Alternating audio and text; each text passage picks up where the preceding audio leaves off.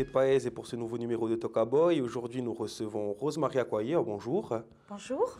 Vous êtes la vice-présidente de l'antenne Corse de l'association Huntington et autres maladies neurodégénératives. Alors, tout d'abord, la première question, qu'est-ce que c'est? Alors, tout d'abord, je vais vous expliquer pourquoi, pourquoi nous avons créé cette association Huntington Corse. D'une part, parce que nous avons nous-mêmes un membre dans notre famille qui est atteint de ce syndrome, qui est une maladie génétique autosomique et qui est transmissible. Donc, elle est transmissible par un gène qui peut se déclarer de l'âge de 20 ans, 30 ans, 40 ans, 50 ans, mais qu'un jour ou l'autre va se déclarer. Et pourquoi? Parce que je n'ai pas voulu, à un moment donné, être ignare par rapport à cette maladie. Et donc, j'ai fait beaucoup de recherches. Je me suis rapprochée d'une association qui existe depuis 40 ans en France, qui s'appelle l'association Huntington France. Et j'ai voulu en savoir beaucoup plus et j'ai voulu voir les différents stades de la maladie et les différents âges aussi de la maladie. Alors, il faut savoir que cette maladie peut se développer, comme je vous l'ai dit, à l'âge de 20 ans, de 30 ans, de 40, mais elle démarre de façon très insidieuse. La personne, peu importe l'âge qu'elle va avoir, va démarrer par une dépression. Donc, qu'est-ce qui se passe? Lorsqu'on est dépressif, on va voir le psychiatre vous donne des antidépresseurs, etc. Et en fin de compte, ça va s'aggraver. Ça va s'aggraver, la personne va être placée en institution, jusqu'au jour où elle va commencer à développer des mouvements choériques. Et c'est là où, suivant la qualité de certains psychiatres, puisque j'ai le cas ici en Balagne de monsieur qui a été décelé à l'hôpital psychiatrique de Bastia et dont la personne, le médecin, a dit il ne fait pas de dépression, il a autre chose. Et grâce à cela, effectivement, on a pu lui faire les tests, puisque le test existe depuis 1993, et on s'est aperçu qu'il avait le gène de Huntington. Donc c'est une maladie très insidieuse, très compliquée, d'autant plus qu'en Corse, les mentalités des familles étaient de cacher tout ça. C'est-à-dire que lorsque on savait que dans la famille, les personnes avaient des mouvements, que ça se répercutait au fil des générations, on n'en parlait pas, on reste très tabou. À la limite, on diabolise cette maladie. C'est un petit peu comme le cancer il y a 100 ans, où eh bien, il y a 100 ans, quand on parlait du cancer, on avait honte. Il y a 60 ans, lorsqu'on parlait du sida, des premiers sida, on avait honte. Eh bien, la maladie d'Huntington, c'est un petit peu ça. Sauf qu'elle n'a que 40 ans, elle a été découverte par un test en 1993 et elle n'est pas connue. D'ailleurs, vous pouvez poser la question à plein de gens et ils vous diront « mais qu'est-ce que c'est que Huntington? On ne connaît pas Huntington ». Et donc, sur ce, j'ai été tout d'abord la déléguée Huntington pour voir un petit peu comment ça se passait en Corse. Ce qui m'a permis quand même de faire partie au niveau de l'ARS, du comité technique régional, pour recenser justement les maladies neurodégénératives. Et puis alors là, je me suis rendu compte qu'il n'y avait pas simplement que la maladie d'Huntington. Il y en avait beaucoup d'autres. Il y a le syndrome de LX qui touche un garçon sur 4000. Il y a le syndrome de Rett qui touche une fille sur 10 000. Il y a le syndrome de Coffin-Lorvry qui touche 1 sur 50 000. Donc, bon, en Corse, je dirais, ça ne représente pas énormément. Mais je me suis rendu compte que toutes ces maladies étaient dispatchées d'une part par notre situation géographique, c'est-à-dire qu'on se retrouve dans des villages comme dans le Niolo, par exemple, ou Calaguccia. Je sais qu'à Calaguccia, il y a beaucoup de familles qui ont développé la maladie d'Huntington, mais elles ne sont pas recensées. Et c'est là où je veux en venir, où je veux faire un appel aux médecins de ces régions-là, c'est qu'il faut absolument qu'ils essayent de les recenser. Pourquoi? Parce qu'aujourd'hui, la science a fait d'énormes progrès, et ça, il faut que les gens le sachent. Nous avons le laboratoire Roche, Ionis, qui a mis au point une molécule qui peut arrêter l'huntingtin. Il faut savoir que l'huntingtin, c'est ce qui détruit. Je vais parler en mots simples pour que les gens comprennent. L'huntingtin, c'est une enzyme qui va détruire je dirais, certaines cellules cérébrales et qui va petit à petit amener la personne à la cécité. Or, le laboratoire Roche, a réussi à trouver une molécule qui va réduire l'utintine et qui va peut-être carrément supprimer la maladie. Mais en France, c'est très compliqué parce que notre ministère de la Santé est particulièrement, je dirais, rigide. Ils ont raison, effectivement, hein, puisqu'à un moment donné, il faut connaître aussi le côté négatif de la chose. Et quelque part, ils sont tellement rigides qu'aujourd'hui, le laboratoire Roche est passé à la phase 3 clinique et que nous, en France, il va falloir qu'on attende 5 ans. D'accord. Alors, si on veut soigner nos enfants, on va être obligé de partir en Belgique, en Suisse, en Angleterre, aux États-Unis. Voilà. Donc, on est obligé, il demande 660 personnes pour le test clinique. Si on veut en faire partie, on est obligé de partir. On ne peut pas le faire en France. Ce qui rend le professeur Bachot-Lévy, qui est quand même la responsable de l'hôpital Créteil pour la maladie du Huntington, catastrophique parce que une fois, comme elle nous disait, pour une fois dans ma carrière où on trouve une molécule qui peut réduire cette maladie et même peut-être la stopper, aujourd'hui, eh bien, je suis encore obligée d'attendre 5 ans. Voilà. Alors, on va juste, pour bien expliquer, donc il y a la maladie de Huntington, il y a d'autres maladies neurodégénératives. Quelles sont, on ne va pas rentrer dans les détails, mais quelles sont en fait les subtilités de ces maladies, je dirais? Alors, il est vrai que je ne m'aventurerai pas sur la maladie d'Alzheimer. Je ne la connais pas suffisamment. Par contre, dans toutes ces maladies neurodégénératives, on retrouve la plupart du temps effectivement la dépression, comme Parkinson. Par exemple, c'est le même démarrage. Ensuite, ce sont les pertes de mémoire et ce sont aussi les mouvements incohérents.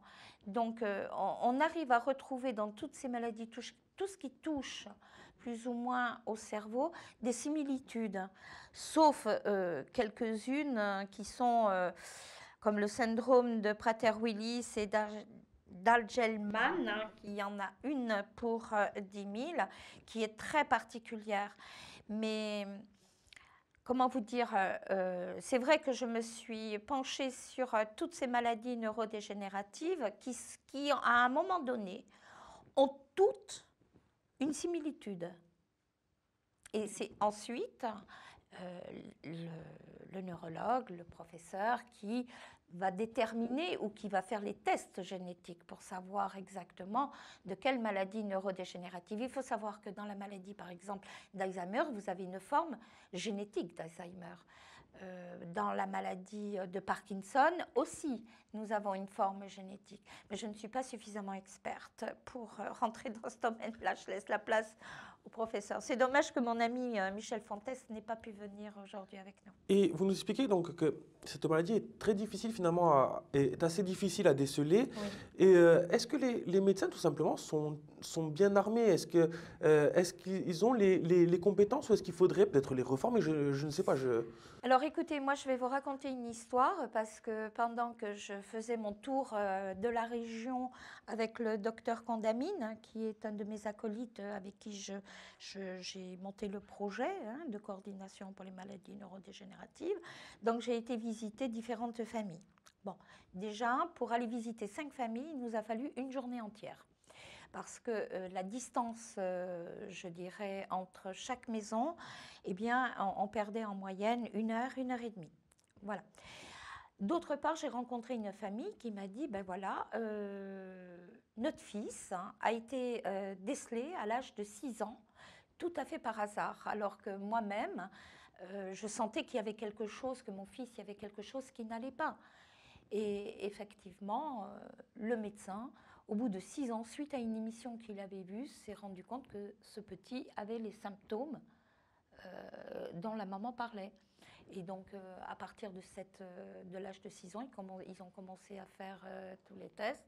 Donc, ça veut dire que pour qu'un généraliste puisse déceler je ne voudrais pas me les mettre à dos, loin de là, mais ce que je veux dire, c'est que quelque part, attendre 6 ans pour déceler une maladie, une amyotrophie de Duchenne, par exemple, je trouve que c'est long. C'est long pour la famille, c'est long pour tout le monde. Pour la maladie d'Huntington, par exemple, lorsqu'elle survient à l'âge de 40-50 ans, lorsque la famille a déjà des enfants, c'est pire. Ça finit à 90% par des divorces parce que ce n'est pas décelé en temps et en heure voulu. Dans le cas dont je vous parlais tout à l'heure, qui est ici en Balagne, la famille sont devenus des amis puisque ça a failli se terminer en drame. Et ils ont 3 enfants. Et aujourd'hui, moi, je me bats parce que dans la mesure où on sait qu'il y a le moyen de dépister cette maladie, il faut impérativement que la descendance se fasse dépister. Se fasse dépister pourquoi? Parce qu'ils vont avoir une vie. Ils vont eux-mêmes former des couples. Ils vont eux-mêmes avoir des enfants. Il ne faut pas prendre le risque que ça se perpétue. Il faut absolument que ces jeunes... La science fait beaucoup, comme je vous le disais, le laboratoire Roche a trouvé une molécule. La science fait beaucoup de progrès. Donc il faut que ces jeunes n'hésitent pas à le faire. Il ne faut pas qu'ils aient honte. Il ne faut pas diaboliser ces maladies. Au contraire, il faut en parler. Et plus on en parlera, et mieux ce sera. Ça a été comme pour le cancer et pour le sida. Hein. Bien sûr. Et pour en revenir à l'association, donc vous êtes vice-présidente de l'antenne Corse. Non, alors je vous explique en 2 mots. Donc Paris m'a nommée déléguée Huntington France pour toute la Corse. Donc j'ai démarré pendant 1 an et demi à faire mes recherches, à m'occuper de gens qui m'appelaient, puisque quand Via Stella a fait ce petit reportage, mon téléphone avait été donné, mon adresse mail aussi, et j'ai commencé à recevoir beaucoup d'appels. Et donc, à partir de là, j'en ai référé à Paris. Paris me dit, écoutez, Rosemary, maintenant, si vous voulez faire quelque chose en Corse, il faut que vous créiez votre propre association. Nous, on vous appuiera. On est toujours derrière vous. Monsieur Marc Issandou nous soutient, ainsi que toute l'équipe parisienne nous soutiennent. Heureusement, d'ailleurs, parce que sinon, je n'aurais pas pu mener à bien... la préfiguration du projet, étant donné que j'ai payé quand même le Centre national des études hospitalières. Donc ça nous a coûté quand même 6 700 €.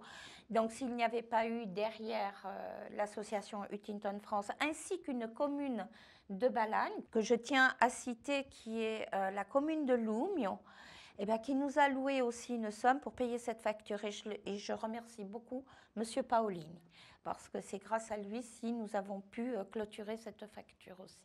Enfin voilà, pour dire. Et donc, nous avons créé Huntington Corse.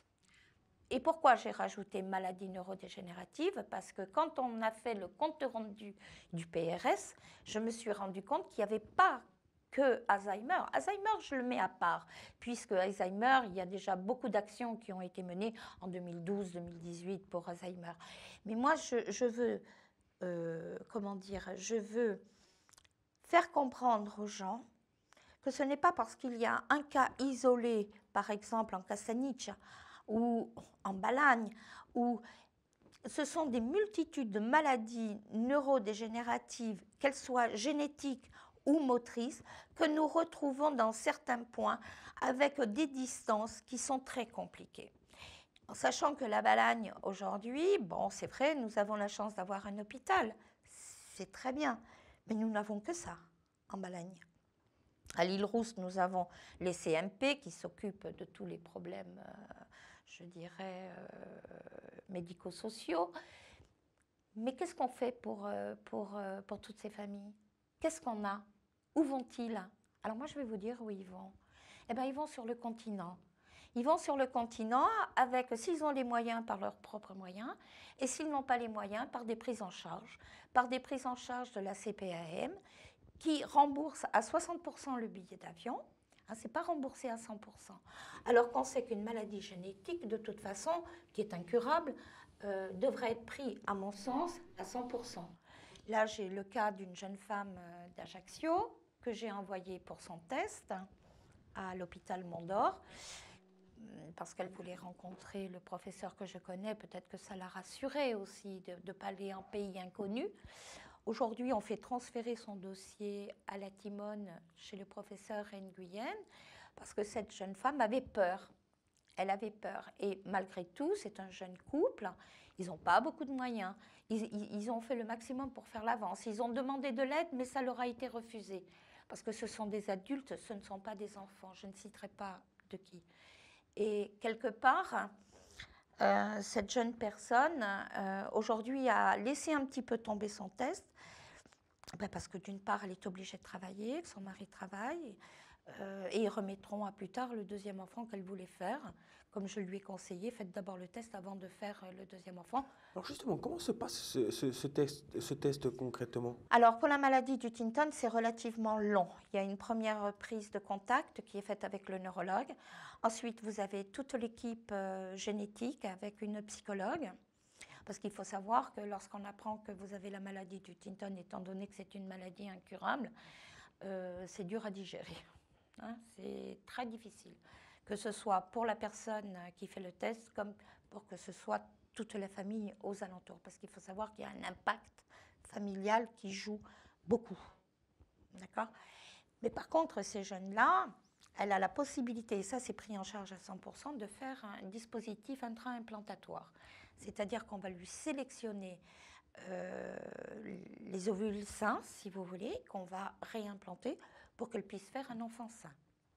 Et c'est important de le dire, si on est atteint de cette maladie, certes, c'est handicapant, mais ça n'empêche pas d'avoir une vie familiale. Ah non, ça n'empêche pas d'avoir une vie familiale, mais quand on sait qu'on a ce gène-là, il faut prendre des précautions. Aujourd'hui, la science nous a donné la possibilité de faire un test, ce qui est énorme, la possibilité de faire le choix, c'est-à-dire que si on veut un enfant, eh bien on va pouvoir faire le choix c'est malheureux de dire ça comme ça, mais d'implanter un enfant sain, et ils auront un enfant sain, parce que dans les familles de plus de 50 ans que j'ai pu rencontrer, croyez bien que j'ai une famille aussi sur Bastia dont je m'occupe, j'ai des doutes sur les 2 enfants que j'ai pu voir. Donc, ce qui est dommage.